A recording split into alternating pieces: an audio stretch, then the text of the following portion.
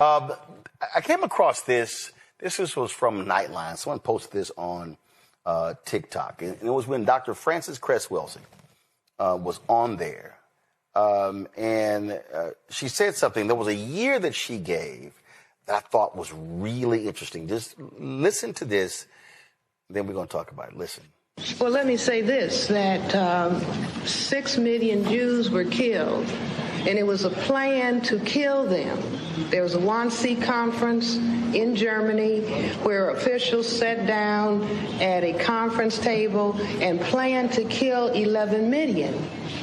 The Semites of the Jewish religion did not believe that anybody would do that to them. And when people began to talk about something is being planned to destroy us, I suppose then also that people said, oh, that's a conspiracy, nobody would do it. Are you seriously suggesting that there is a comparable plan in the United States today? Are you really? See, wait a minute. We have to see the thing that we're not doing and the thing that we are constantly avoiding is talking about racism. Now, let me tell you what I understand racism to be. Racism is a behavior system that is organized because white people are a minority on the planet. They are a tiny minority of the world's people. The black, brown, red, and yellow people are the world majority. That's right. Not only that, white people are genetic recessive in terms of skin coloration. You see somebody like whose skin is white, if they have sexual relations with a black person, the product is colored. And there is the fear of white genetic annihilation. It existed in Europe, it existed in Germany, it exists here today. And this is why people, it's written about in the Washington Post, in the New York Times, in the Washington Times, when there are discussions that go on like this. By year 2080, the majority people in this area of the world are going to be the blacks, the Hispanics, and the Asians. Oh my, we must do something about it. Mr. Cobb. Now, you see, it's the same discussion that goes on in South Africa. Let this gentleman respond. But let me just finish this quickly, and then I'll say. You've had a good long run, but so. Let me just say this: that if we understand the white fear of genetic annihilation, which was why Willie Horton could be used as a very profound symbol by the Republican Party to win this election, then we will understand what is happening to the black male in this society. The black male is the threat to white genetic annihilation. Right. And so he is profoundly attacked in this society. And if we begin to understand that, we understand what happens to the black family. If you remove the father, then the son is wandering around confused, doesn't know what to do, will get together in a gang and ends up being depressed, getting on drugs, and going to prison. And in the United States, in Washington, D.C., I believe we have the second highest incarceration rate, second only to South Africa. And so in South Africa, you have black men. You have black men in the work camps and the women on the Bantu stands. And here we have the black men in prison and the women in the projects and the male children going unfathered. Now, I say that racism is responsible. Okay, go ahead, sir. All right, so Michael, this one jumped out at me. And I've been trying to figure out when this was broadcast. Mm-hmm. And this is the thing that I need everybody to understand. She said 2080. Right. Okay, 2080. Then it became 2070, then 2065, then 2060. Then 2055, then 2050, then 2045, then 2040. Then it got, all of a sudden, I get 2039, 2038. And everybody was, see, when it first happened, folks were like, man, listen, that thing is so far off, I ain't even gonna be here. Folks said, ain't no big thing. But all of a sudden, that thing kept dropping. Now it's 2043. That's a 37-year difference. So when that report, I remember when the report came out, America one day is going to be a nation majority people of color. People said, man, that's 2080. Oh, hell. Now it's like, oh, damn. And like I said in my book, White Fear, What did it for me was when I saw the story and there were 10 states where the average white death rate was higher than a white birth rate. And that's when I said, oh, it's on. Yes, yes. So much here, Roland. I'm going to have to do an extended segment on the African History Network show about this. First of all, thanks for playing Dr. Frances Cress Welsing. I knew Dr. Welsing. I interviewed her 3 times on the African History Network show. She was a brilliant sister. She taught us a lot about racism. Racism is a system of advantage and privilege distributed based upon race that comes out of the ideology of European white supremacy for the purpose of preserving genetic white survival. Okay. And she learned a lot from Dr. Nellie Fuller as well, who's an ancestor now, who recently passed away. And Dr. Welsing is an ancestor as well. When you talk about birth rates and you talked about Elon Musk and birth rates, this goes back to our segment a couple of weeks ago about that little punk ass, Nick Fuentes.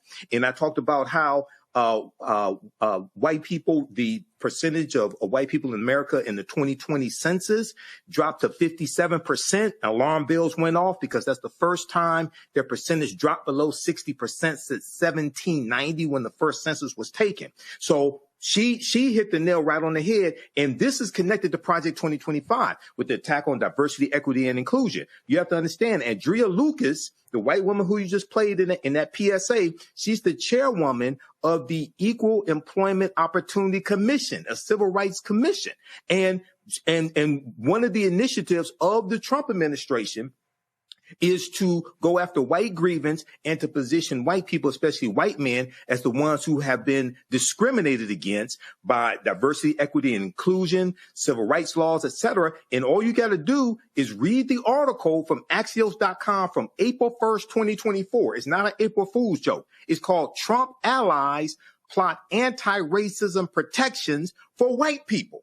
And this article talked about what would happen in a second Trump administration. And it said if Donald Trump returns to the White House, close allies want to dramatically change the government's interpretation of civil rights era laws to focus on, quote, anti-white racism rather than discrimination against people of color. Now, this came out 7-8 months before the 2024 election.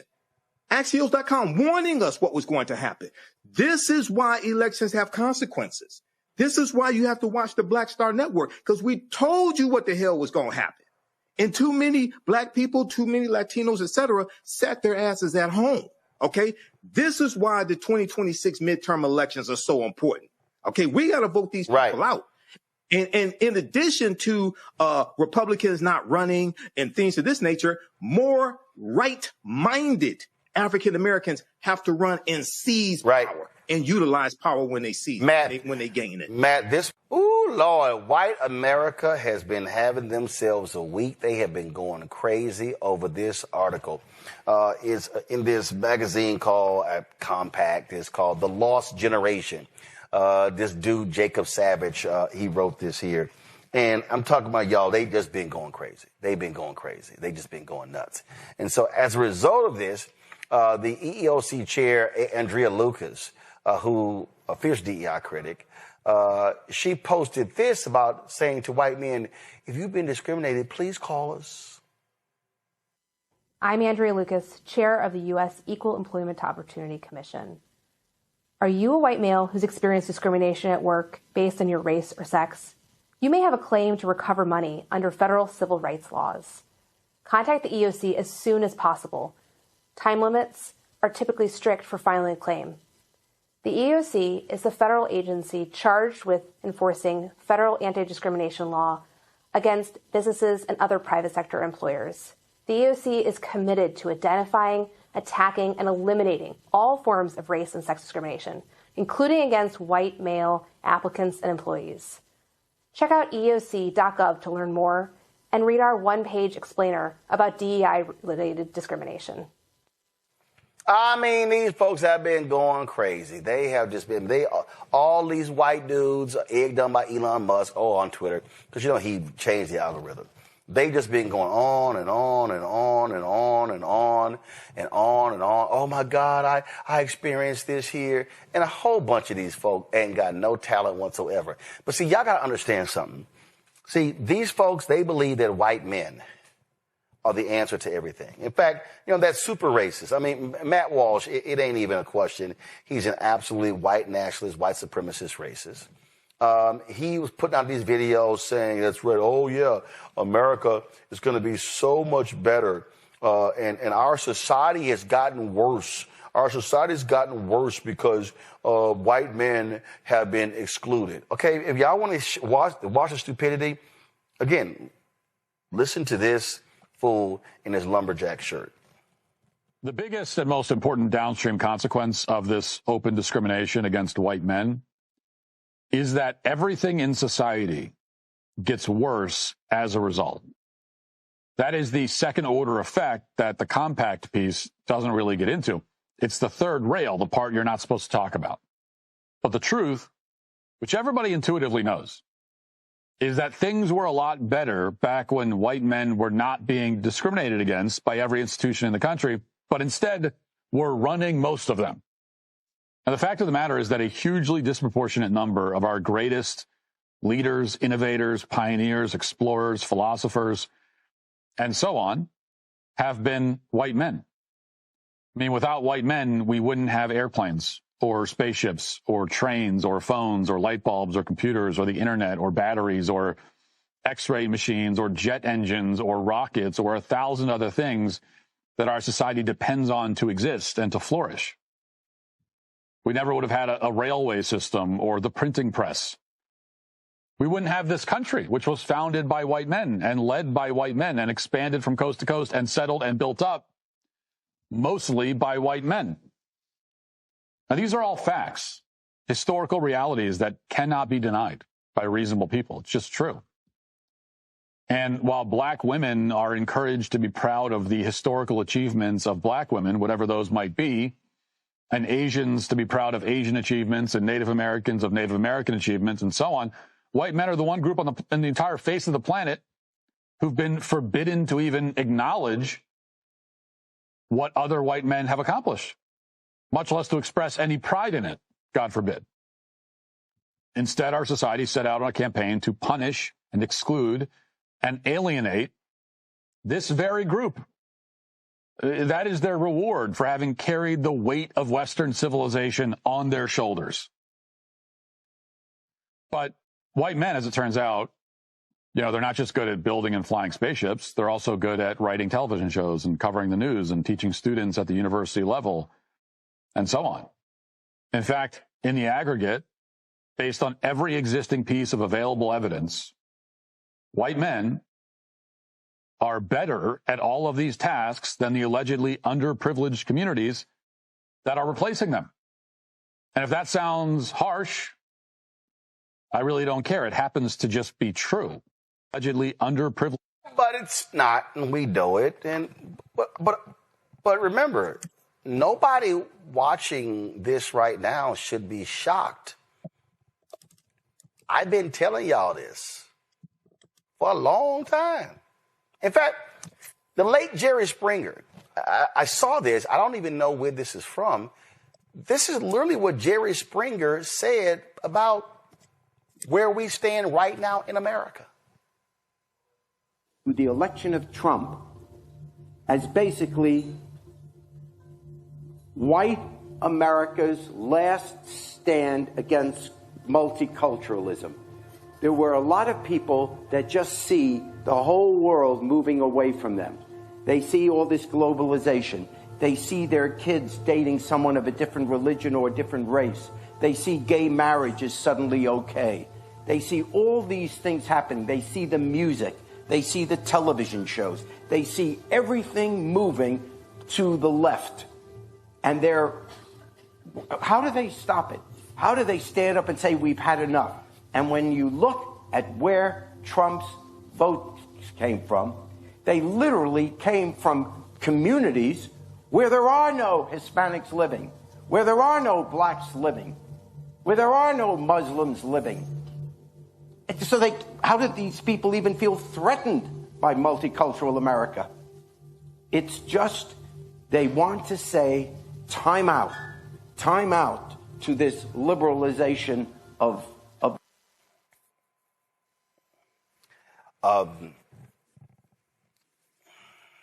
This is why I wrote this. White fear, how the browning of America is making white folks lose their minds. This piece by this dude, Jacob, I mean, these white men have been going crazy. Oh, they have been losing their mind.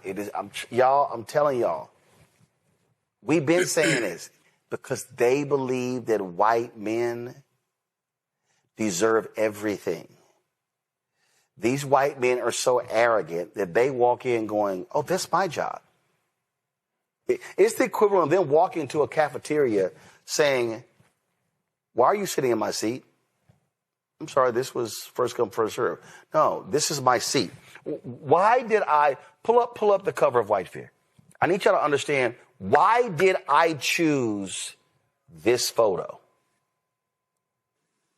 I chose this photo for a reason. That's not just happenstance that this is the photo that makes up the cover of my book, White Fear. When I was sitting here going through, I chose it for a reason. And what was the reason? Because when I saw all these different pictures or whatever, come to my iPad. I'm going to zoom in on it. What this photo says, I want y'all to understand why I picked this photo. So when you look at this photo right here, you've got the U.S. flag. You've got this Trump 2020 flag.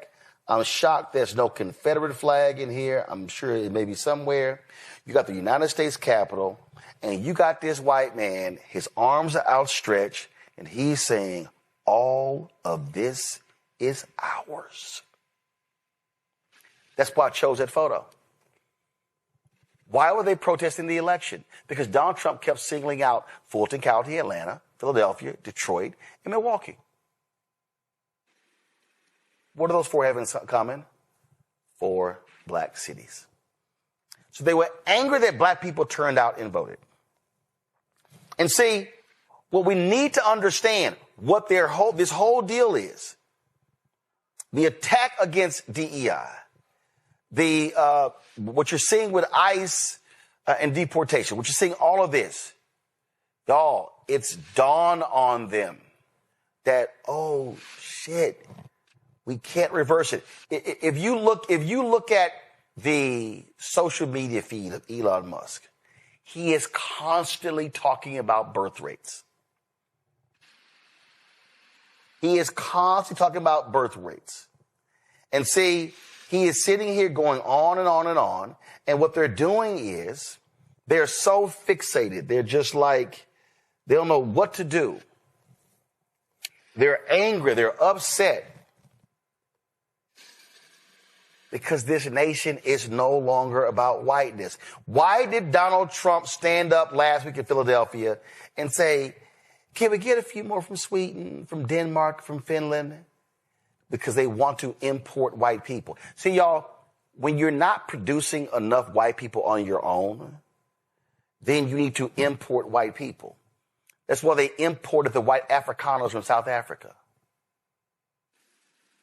And see, I'm trying to explain to black people, you literally are playing into their hands. When I see black people shitting on African immigrants, and let me be perfectly clear, if you're an African immigrant and you shitting on black Americans, you should be called out too.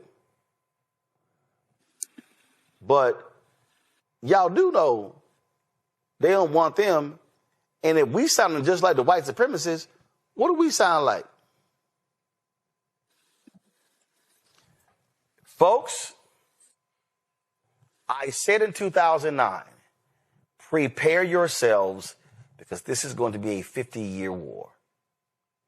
What they want to do is they want to completely destroy. They hated how white America responded to the murder of George Floyd. They hated how white America responded after King's assassination and the 13-year Black Freedom Movement. They hate it. And now what do you see? Now you see, oh, what was the you see? what was the story this week? The UCLA story. It was in the Hollywood Reporter. White streaming and the folks who I think it was like 90% of the showrunners of these new shows since 2024, white men. So what you have now is you got, and y'all didn't understand, you got white execs who were like, man, cool, man, we can go back. We can go back to the way it was. When we ran this shit, here it is right here. Y'all, this 2 days ago. Nearly 92%, hold on, let me get rid of this ad. Nearly 92% of the top scripted streaming series come from white creators. Women in leading roles slipped from 39% last year to 34%. This is the annual survey put out by the UCLA Hollywood Diversity Report. Look at this here. 91.7% of the top scripted shows on streaming have white creators. Even more granularly, 78.9% have white male creators.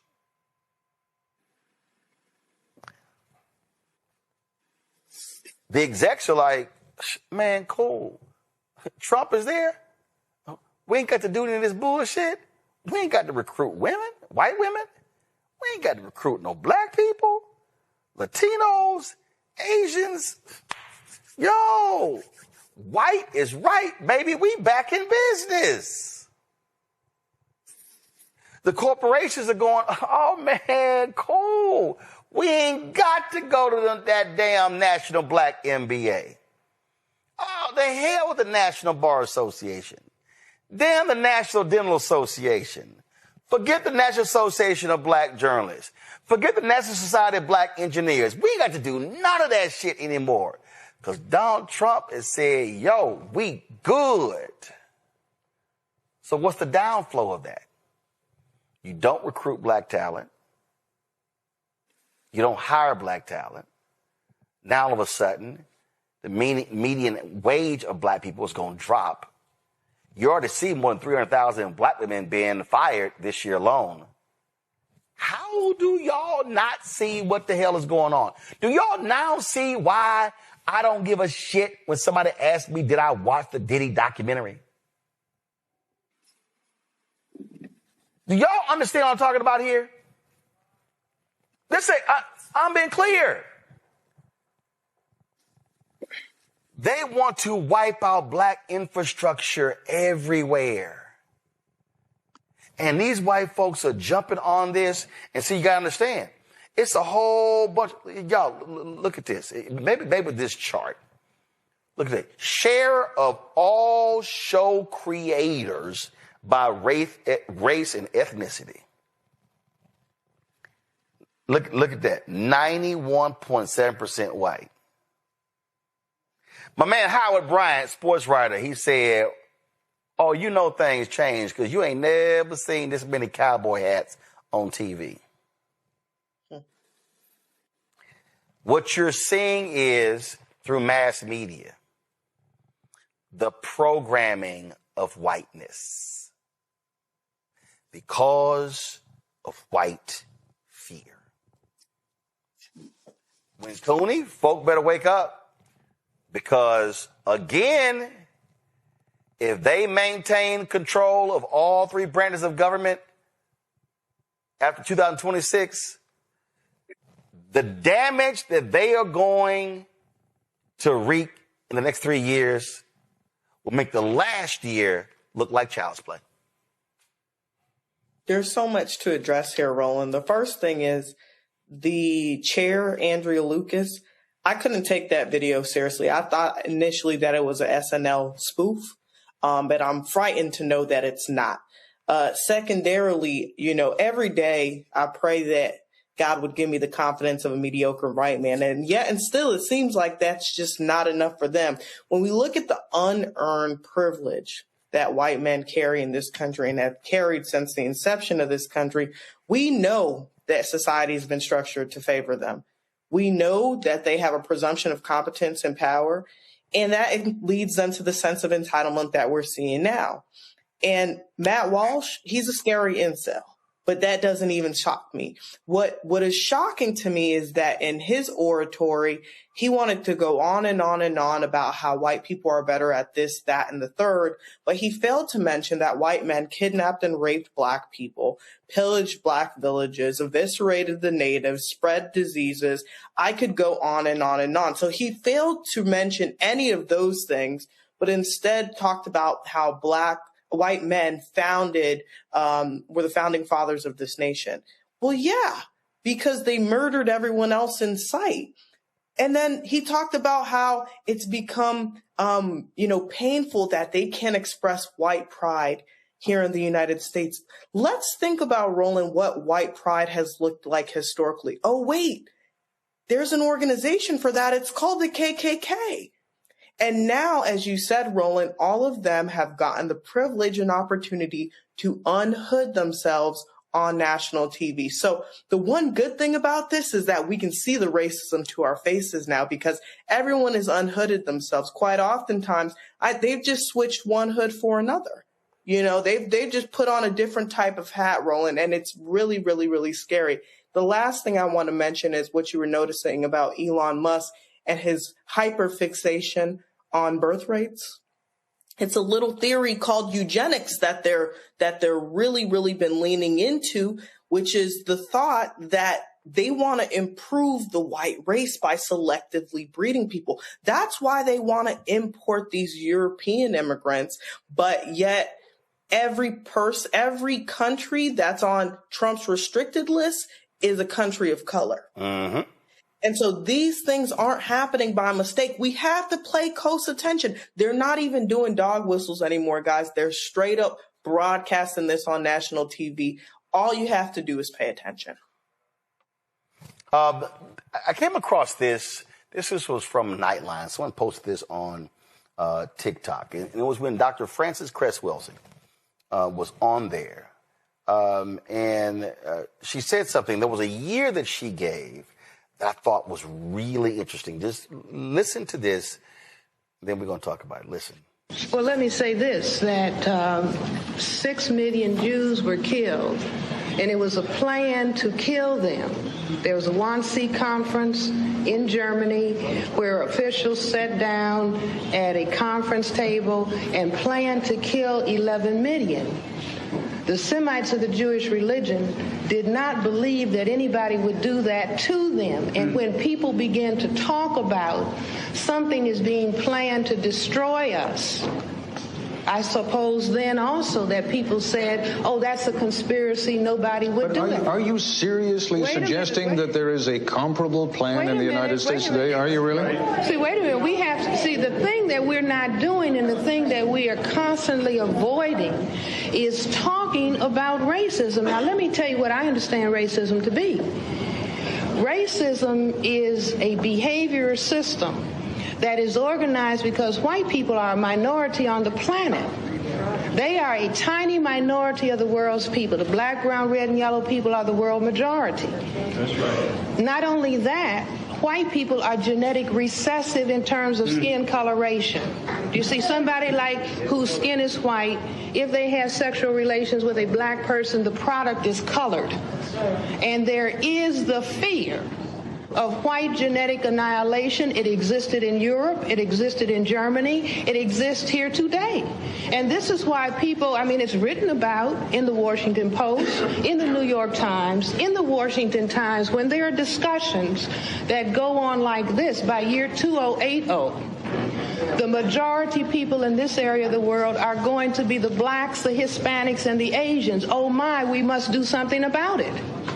Mr. Cobb. Now, you see, it's the same discussion that goes on in South Africa. Let this gentleman respond. But let me just finish this quickly, and then I'll say. You've had a good long run, but so. Let me just say this: that if we understand the white fear of genetic annihilation, which was why Willie Horton could be used as a very profound symbol by the Republican Party to win this election. then we will understand what is happening to the black male in this society. The black male is the threat to white genetic annihilation. And so he is profoundly attacked in this society. And if we begin to understand that, we understand what happens to the black family. If you remove the father, then the son is wandering around confused, doesn't know what to do, will get together in a gang and ends up being depressed, getting on drugs, and going to prison.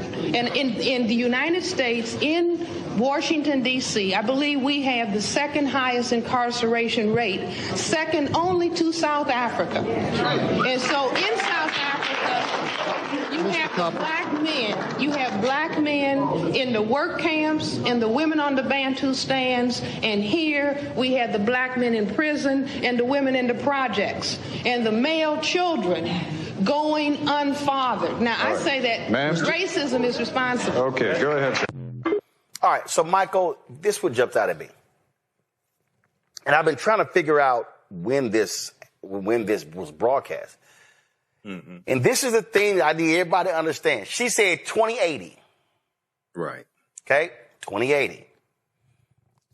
Then it became 2070, then 2065, then 2060, then 2055, then 2050, then 2045, then 2040. Then it got, all of a sudden, I get 2039, 2038. And everybody was, see, when it first happened, folks were like, man, listen, that thing is so far off, I ain't even gonna be here. Folks said, ain't no big thing. But all of a sudden, that thing kept dropping. Now it's 2043. That's a 37-year difference.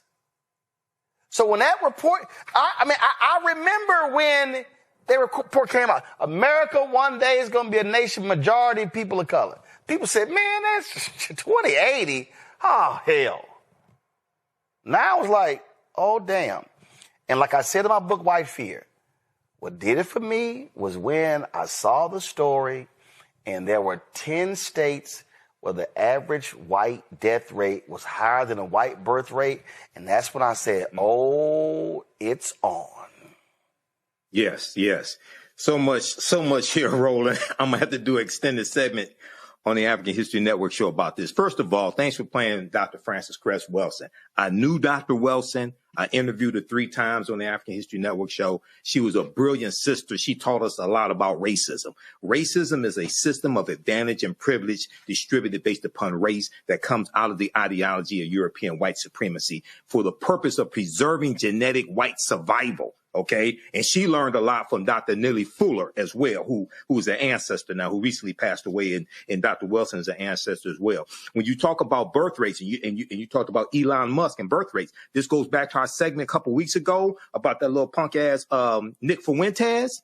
And I talked about how, white people, the percentage of white people in America in the 2020 census dropped to 57%. Alarm bells went off because that's the first time their percentage dropped below 60% since 1790 when the first census was taken. So she hit the nail right on the head. And this is connected to Project 2025 with the attack on diversity, equity, and inclusion. You have to understand, Andrea Lucas, the white woman who you just played in that PSA, she's the chairwoman of the Equal Employment Opportunity Commission, a civil rights commission. And one of the initiatives of the Trump administration is to go after white grievance and to position white people, especially white men, as the ones who have been discriminated against by diversity, equity, and inclusion, civil rights laws, etc. And all you got to do is read the article from Axios.com from April 1st, 2024. It's not an April Fool's joke. It's called Trump Allies Plot Anti-Racism Protections for White People. And this article talked about what would happen in a second Trump administration. And it said if Donald Trump returns to the White House, close allies want to dramatically change the government's interpretation of civil rights era laws to focus on, quote, anti-white racism rather than discrimination against people of color. Now, this came out 7-8 months before the 2024 election. Axios.com warning us what was going to happen. This is why elections have consequences. This is why you have to watch the Black Star Network, because we told you what the hell was going to happen. And too many Black people, too many Latinos, etc., sat their asses at home. Okay, this is why the 2026 midterm elections are so important. Okay, we got to vote these people out.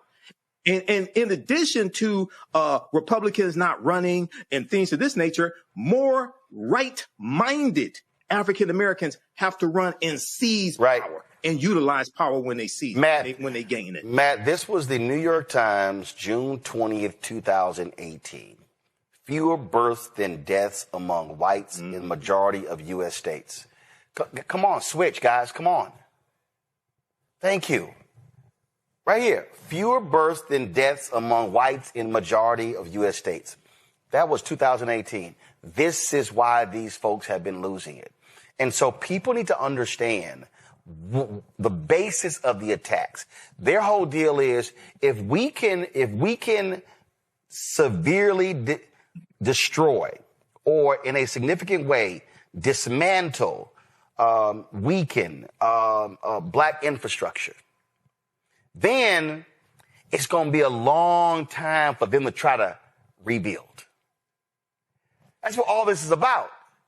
This is literally about how can we, that Louisiana versus Cali decision, Republicans are sitting here going, ooh, man, ooh, if they rule in our favor and they weaken Section 2, we could wipe out 19 to 30 Black and Latino congressional seats. Oh, wait a minute. We could wipe out Black state legislative seats. We can wipe out Black county commissioner seats, city council seats, school board seats. And that will cement our power. That's what's going on. Yeah, I mean, look, I think you, Michael, and Win Cooney covered it far more robustly than I ever could. I think there are a couple discrete things I want to address here that I think are important. So the first, as it relates to Andrea Lucas and the EEOC, I have two cases right now pending where I represent two brothers in different parts of the state, both of whom were very obviously treated differently than their fellow employees, were fired, and they have EEOC cases in the Fifth Circuit.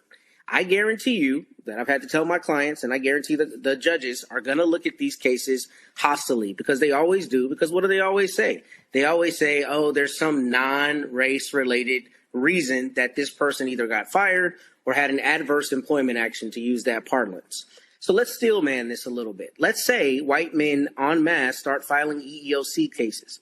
That might actually have a net benefit to us, because that means the courts are either going to have to determine and recognize that there is a large cadre of cases where people are in fact discriminated against because of their race, right?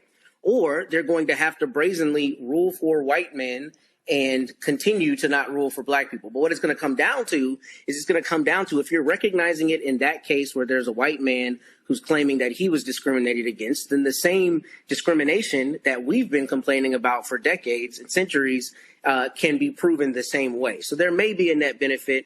I know that's foolishly optimistic, but legally that's what has to happen here. Because if you have people filing these cases in droves, then their cases should be dismissed, just like the meritorious Black cases that are dismissed all the time on the basis of we don't see it. There has to be some other reason. So, I mean, that's the thing I think happens with this. And I think this is really more rhetoric than it is a true call to arms for, you know, white men who've been discriminated against. But the second thing I wanted to speak to was something that Win Cooney spoke to, which I think is brilliant, about the hoods coming off. But, you know, the hoods coming off, to me, it's not the person who was willing to wear a hood that concerns me. It's all the neighbors. It's all the people who live in polite society who don't have the gumption to come out and say that they're scared of Black people, or they think Black people are mongrels and don't want to live alongside them. It's all the polite society types who are hiding behind the rule of law and structure and infrastructure, the Ryan Walters types and all these other types who are doing things like at Texas A&M, talking about you can't talk about gender and diversity, but I guarantee you they want every single one of those Negroes to run that football in your playoff game, right? Those are the people that are more concerning to me, because that is the section of society who has always wanted to espouse these values and always felt like we were coming for their jobs and their lives and their women and all these other things, and don't have the gumption to say it. But now they're being emboldened to say it. And that, to me, is what's far more concerning, because to your point, Those are all the micro decisions every day when it's the people on the local level that are denying you benefits, denying you the fullness of your citizenship, denying you the rights to things you should have, denying your ability to elect the person in your community that you should be entitled to elect. That's what's happening. It's an erosion on all levels, to your point.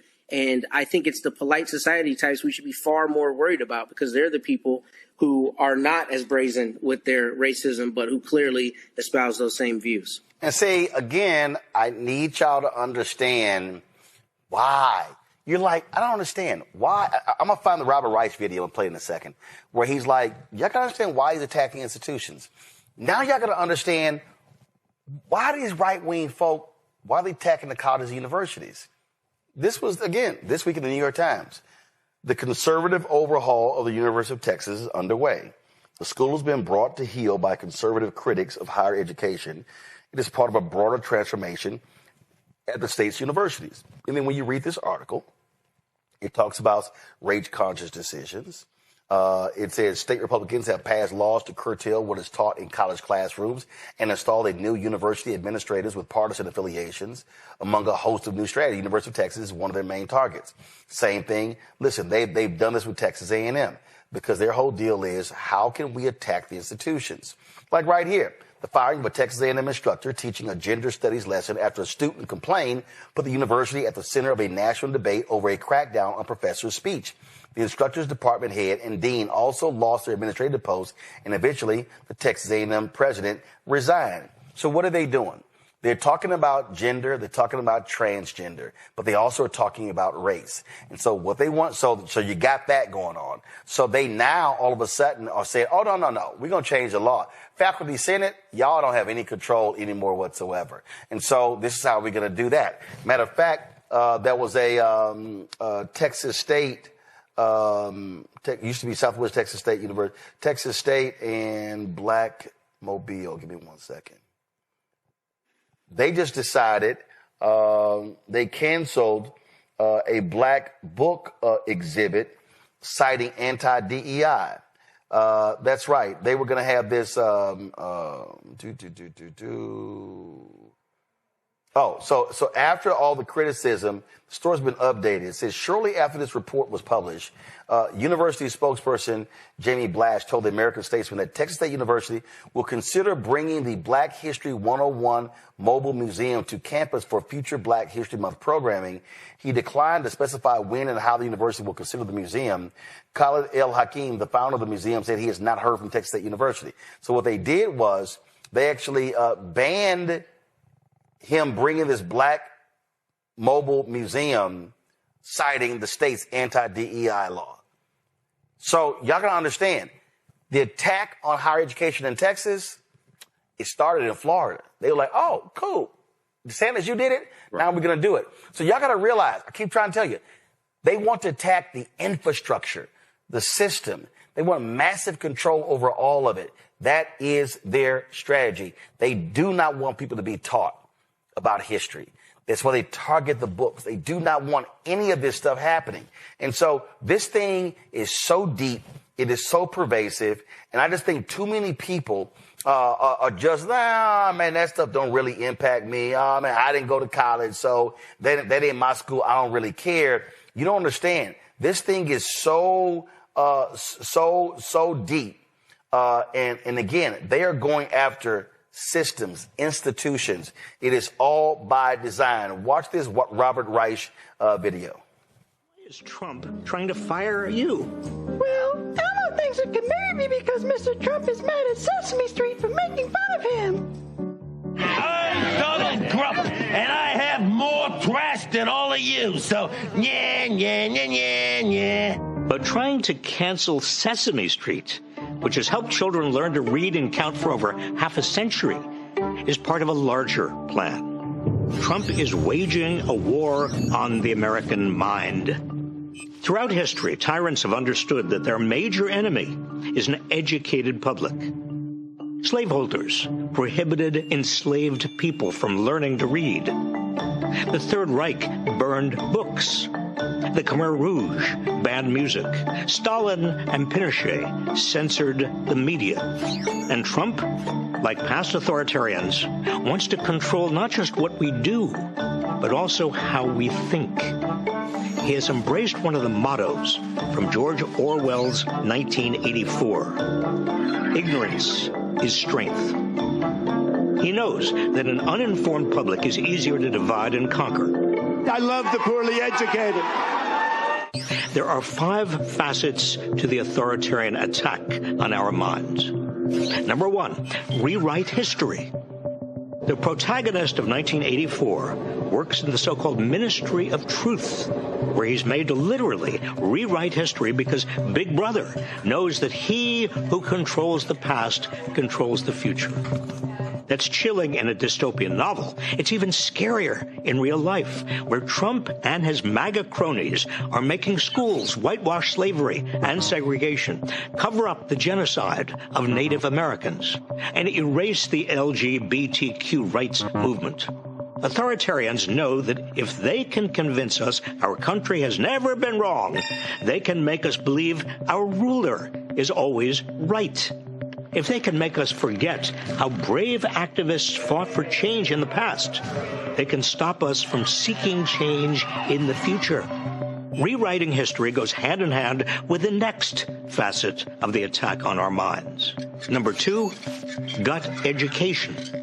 As Trump tries to abolish the Department of Education, he's also proposing to cut funding for K-12 public schools and to force universities to give him influence over student admissions, faculty hiring, and what's taught. As a professor, I know firsthand how education empowers young people's minds. We can't have a functioning democracy if people cannot deliberate critically about it. That's why authoritarians replace education with indoctrination. Children will be taught to love America. Children will be taught to be patriots. Instead of teaching students to think for themselves, authoritarians seek to instill blind allegiance and to suppress dissent. That's why the Italian and German fascists of the 20th century immediately turned their country's educational systems into instruments of the party. Placing a chokehold on universities also relates to the next facet of the attack. Number 3, dismantle science. By freezing university research grants and attacking the National Institutes of Health, the National Science Foundation, and USAID, Trump is stifling medical and scientific research. And his cuts to the Centers for Disease Control and the Food and Drug Administration put all of us at risk. He's also abducting scientists who disagree with his administration. Can you imagine a crueler way to rob America of the global intellectual capital that has helped us become the world leader in scientific research? All of this moves us further from cures for cancer, Alzheimer's, and HIV. This could seem baffling if you don't recognize it as part of a larger strategy. We all get sick. So how can medical research and disease prevention be political? Because science acknowledges objective facts. Authoritarians insist that the ruler is more powerful than the facts. As Orwell wrote, it means a loyal willingness to say that black is white when party discipline demands this. Another way to attack facts? Number 4, suppress the media. As I call it, the fake news media. From suing ABC and CBS over their news coverage, to threatening to strip network broadcast licenses, to defunding PBS and NPR, Trump is trying to silence major news sources. He wants control over what information Americans can or cannot get. A free press exists to question authority and help the public question it as well. But authoritarians insist they must never be questioned. Don't ever say what you said. That's a nasty question. Authoritarians want to consolidate state power over what the public can know. The final facet of the authoritarian attack on our minds also attacks our spirit, which brings us to number 5, attack the arts. The arts exist to provoke us, challenge our thinking, and help us see beyond ourselves. They're an important and independent aspect of an educated society, which is why authoritarians have historically attacked the arts. So it's no surprise that Trump is canceling grants from the National Endowment for the Arts, dictating what's displayed at the Smithsonian, and has installed himself as the chair of the Kennedy Center for the Performing Arts. To limit art is to limit free speech and expression. It's a crucial step that authoritarians use to silence anyone who dissents through creativity. Added up, these 5 facets of Trump's attack on the American mind render us less informed, less inspired, and easier to control. They empower him to divide us with hatred and fear, and they prevent us from discovering that we have more in common with one another than with the authoritarians who try to rule us. This attack on our minds reduces our capacity for self-government because ignorance is the handmaiden of tyranny. Please help spread the truth by sharing this video.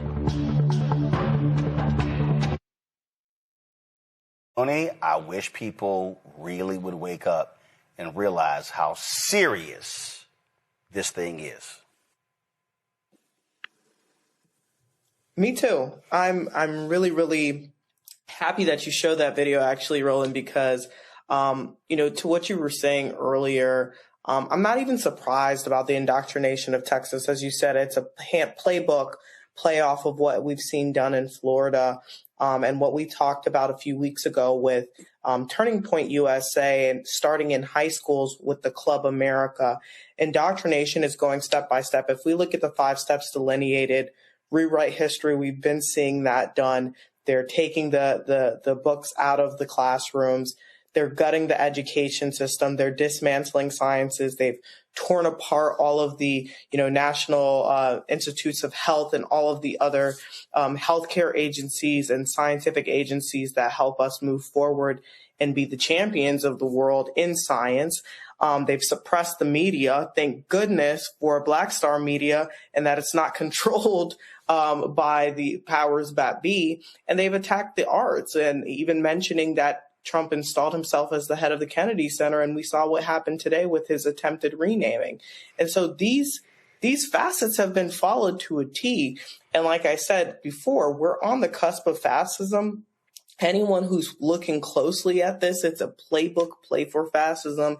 Trump wants to install himself as a dictator, as a king, and he's doing an excellent job at carrying out these things step by step. So I think as Black America, we have to wake up and make sure that, again, we're making sure that we are assessing our political capital in these upcoming 2026 elections. When you say that politics don't matter and it doesn't matter what you do at the polls, this is exactly the type of president that we get. A lot of Americans are seeing now that it actually does matter. Politics does actually hit close to home. And if you're not paying attention, quite frankly, you have to be after seeing this video. Visit my website, AfricanHistoryNetwork.com, AfricanHistoryNetwork.com. You can register for this new 10-week online course. So we're going to teach this on Sundays, normally 4 p.m. Eastern Standard Time. We're running late today. So as soon as I finish this broadcast, I was going to start the class about 5:30 p.m. today. Because it's a holiday weekend, I'm going to do a quick introduction to the class so you could join us for that. The class is on sale, $80. You get 5 of my lectures free in digital download format, okay, when you register for this as well. Click right here, register here. You can do debit card, credit card, what have you. If you want to do it through Cash App, send it through our Cash App is here, $ the AHN show through Cash App. You click on the link.